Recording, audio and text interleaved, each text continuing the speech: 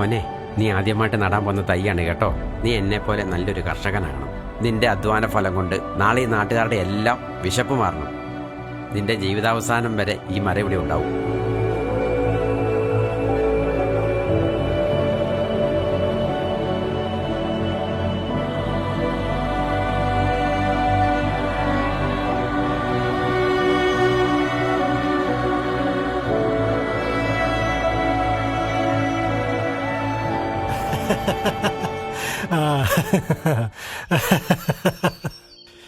കൃഷി വകുപ്പ് director John Babu IAS വിളിച്ചു എന്ന് തന്നെ പറയണം.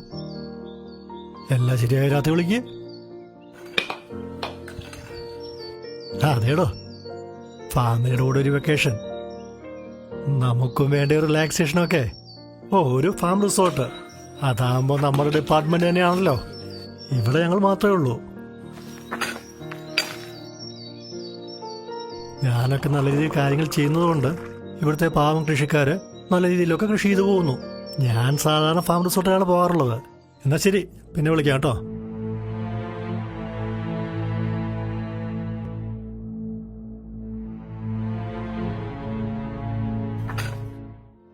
നല്ല സ്ഥലമാണെന്ന് തോന്നുന്നു.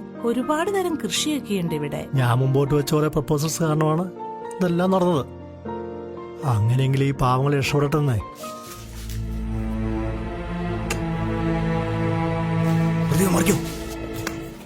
ഡാഡി, ഇവിടെ നല്ലൊരു വ്യൂ പോയിന്റ് ഉണ്ട്. അവിടെ പോയാലേ മൊത്തമായിട്ട് സൺസെറ്റ് കാണാതെ ഇവിടുത്തെ റിസോർട്ട് പോകുമ്പം പറഞ്ഞേ. അവിടെ നിന്നാ ദൂരെ കടൽ കാണാന്ന് ഞാനും കേട്ടിട്ടുണ്ട്. ഇനി ഇപ്പൊ അവിടെ വരെ പോകാനൊന്നും വയ്യ.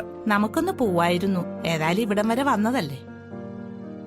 അതിവിടെ അടുത്താണ് സാർ, വേഗം പോയി വരാവുന്നേ ഉള്ളൂ. വേണമെങ്കിൽ ഞങ്ങൾ കൊണ്ടുപോവാം. എന്താ ഇവനെ? പിന്നെന്താ പോവാലോ. എന്നാ നീ പിള്ളേരെയും കൊണ്ടുപോയിട്ട് വാ. എനിക്കാണെങ്കിൽ കുറച്ച് ഒഫീഷ്യൽ മെസ്സേജ് നോക്കാനും ഉണ്ട്. നിങ്ങൾ പോയിട്ട് വരുമ്പോഴത്തേക്ക് എനിക്കത് നോക്കി വെക്കാമല്ലോ.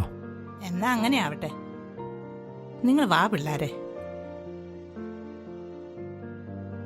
നിനക്ക് വണ്ടി ഓടിക്കാനൊക്കെ അറിയാവോ? ഞാൻ ഓഫ് റോഡ് ഡ്രൈവറാണ് മാഡം. മാഡം ധൈര്യമായിട്ട് വന്നോളൂ.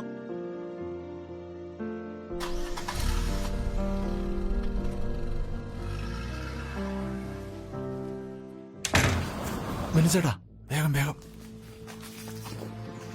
ചാക്കോച്ച, വേഗം വാ, വേഗം വാ.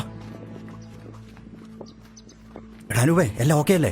എല്ലാം ഓക്കെയാണ്. പുള്ളി അകത്ത് കയറിയിട്ടുണ്ട്. അവരെ ഇവിടുന്ന് പ്ലാൻ ചെയ്ത് മാറ്റിയിട്ടുണ്ട്. പക്ഷെ എപ്പോ വേണം തിരിച്ചു വരാം. ചിന്തിച്ചു കാര്യമില്ല ചേട്ടാ. നിങ്ങൾ ഇന്ന് വാതിൽ തുറന്നു വാ.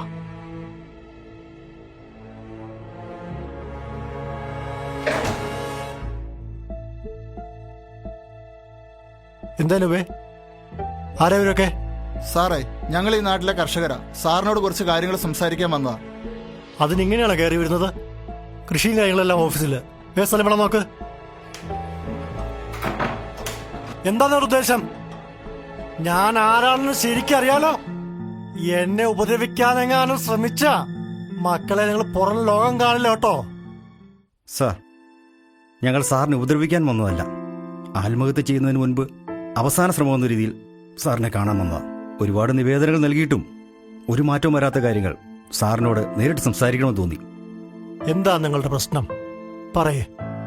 ഞങ്ങളുടെ തൊഴിൽ എന്താണെന്ന് സാറ് ഞങ്ങൾക്കൊന്ന് പറഞ്ഞു തരണം. എന്താ? കൂടെ പഠിച്ച എല്ലാവരും വിദേശത്തേക്ക് പോയപ്പോൾ നാട്ടിൽ നിന്നവനാ സാർ. ഞാൻ കൃഷി ചെയ്യണമെന്ന് ആഗ്രഹിച്ചവനാ. പക്ഷെ എന്റെ കല്യാണം പോലും ഇതുവരെ നടന്നിട്ടില്ല സാർ.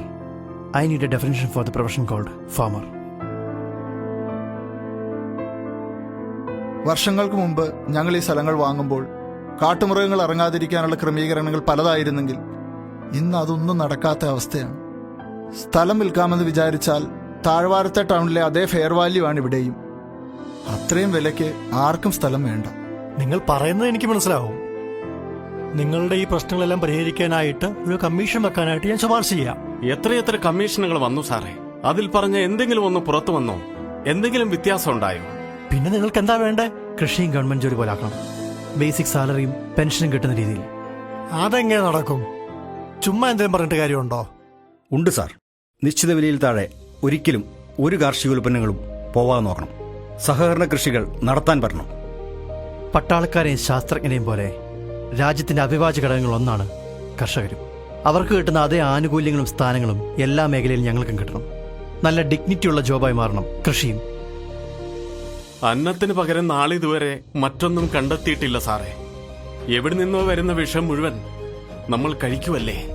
കൃഷി ഗവൺമെന്റ് ജോലി പോലായാൽ കൃത്യമായ മേൽനോട്ടത്തിൽ ഏറ്റവും നല്ല ഭക്ഷണം ഉണ്ടാക്കാൻ നമ്മുടെ യുവാക്കൾ ഇറങ്ങില്ലേ സാറേ? ജയ് ജവാൻ ജയ് കിസാൻ എന്ന് പറയുന്നതിലെ കിസാൻ ഇല്ലാതാവുകയല്ലേ? ഒരു ജവാനെ പോലെ കൃഷിക്കാരനെ ഉയർത്തിക്കൊണ്ടുവരേണ്ട ഉത്തരവാദിത്തം നിങ്ങളടക്കമുള്ള ഭരണ സംവിധാനത്തിനില്ലേ?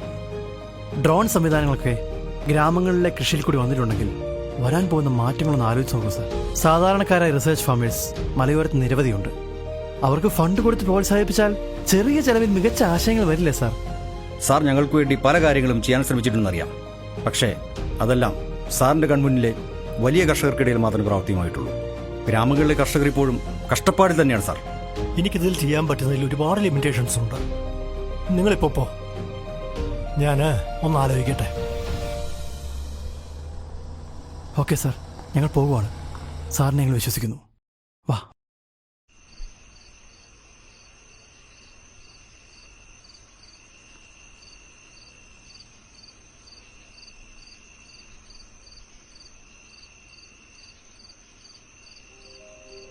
ഒരു മിനിറ്റ്. നിങ്ങൾ പറഞ്ഞ എല്ലാ കാര്യങ്ങളും നടക്കാൻ വേണ്ടി പോകുന്നില്ല. പക്ഷേ നിങ്ങൾ പറഞ്ഞ ചില കാര്യങ്ങൾ അതെന്നെ വല്ലാതെ സ്ട്രൈക്ക് ചെയ്തു. നിങ്ങൾ ആഗ്രഹിച്ചതുപോലെ എല്ലാം സംഭവിക്കുകയാണെങ്കിൽ അതൊരു വിപ്ലവമായിരിക്കും. ശരിയാണ് സാർ. മറ്റു രാജ്യങ്ങളിൽ പോയി റിസ്ക് എടുത്ത് പണിയെടുക്കുന്ന ചെറുപ്പക്കാരിൽ പലരും കൃഷിക്കാരായി നമ്മുടെ നാട്ടിൽ തന്നെ നിൽക്കും. അതെ, പബ്ലിക് പ്രൈവറ്റ് കമ്മ്യൂണിറ്റി പാർട്ട്ണർഷിപ്പ്. കൃഷിയുടെ പുതിയ ഇനിഷ്യേറ്റീവ്സ് ഒരുപാടുണ്ടെങ്കിലും നിങ്ങൾ പറഞ്ഞ ആ ലെവലിലേക്ക് ഉയരണമെങ്കിൽ ഒറ്റ വഴിയേ ഉള്ളൂ. കേരളത്തിൽ കൃഷി മാത്രം തൊഴിലാക്കിയ കർഷകരെല്ലാവരും വീഡിയോ എടുക്കണം. വീഡിയോയോ? അതെന്തിനാ? ഒരു കർഷകൻ അയാളുടെ ഒരു പ്രശ്നം സെൽഫി വീഡിയോ ആയി ഷൂട്ട് ചെയ്ത് ഫേസ്ബുക്കിൽ അപ്ലോഡ് ചെയ്യണം. എന്നിട്ട് ബാക്കിയുള്ള കർഷകരോടും അതേപോലെ തന്നെ ചെയ്യാൻ പറയണം. ഇത് അപ്ലോഡ് ചെയ്യാൻ അറിയാത്തവർക്ക് വേണമെങ്കിൽ മക്കളുടെയോ കൊച്ചുമക്കളുടെയോ ആരുടെയെങ്കിലും സഹായം തേടാം. നമുക്കിതിനെല്ലാം ഒരു കോമൺ ഹാഷ്ടാഗ് വേണം. പിന്നെ വീഡിയോ ചെറുത് മതി, 1 മിനിറ്റോ അതിൽ താഴെയുള്ള വീഡിയോ മതി. ഒന്ന് ആലോചിച്ച് നോക്കി, കേരളത്തിലെ മുഴുവൻ കർഷകരും ഇങ്ങനെ വീഡിയോ അപ്ലോഡ് ചെയ്തുണ്ടാകുന്ന ആ ഇമ്പാക്റ്റ്. സോഷ്യൽ മീഡിയ മുഴുവൻ കർഷകരെ കൊണ്ട് നിറയും. രാജ്യം മുഴുവൻ ഇത് ചർച്ച ചെയ്യും.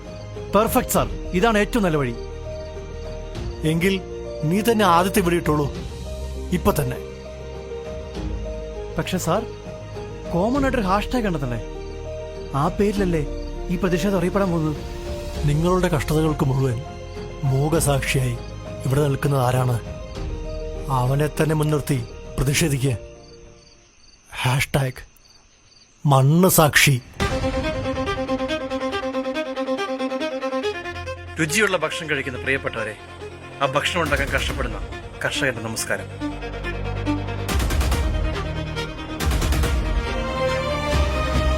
ഞാനിപ്പോൾ പറഞ്ഞത് എന്റെ പ്രശ്നമാണ്. ഇനി നിങ്ങളുടെ ഊഴം. ഇത് കാണുന്ന എല്ലാ കർഷകനും ഇതുപോലൊരു വീഡിയോ നിങ്ങളുടെ ഫേസ്ബുക്കിൽ പോസ്റ്റ് ചെയ്യൂ. നമ്മുടെ അവകാശം നമുക്ക് നേടിയെടുക്കാം. ഞാൻ ഈ പറഞ്ഞ പ്രശ്നത്തിന് തെളിവായോ സാക്ഷിയായോ ഒരാൾ മാത്രമേ കൂടെയുള്ളൂ. നമ്മൾ ജീവിക്കുന്ന ഈ മണ്ണ് സാക്ഷി.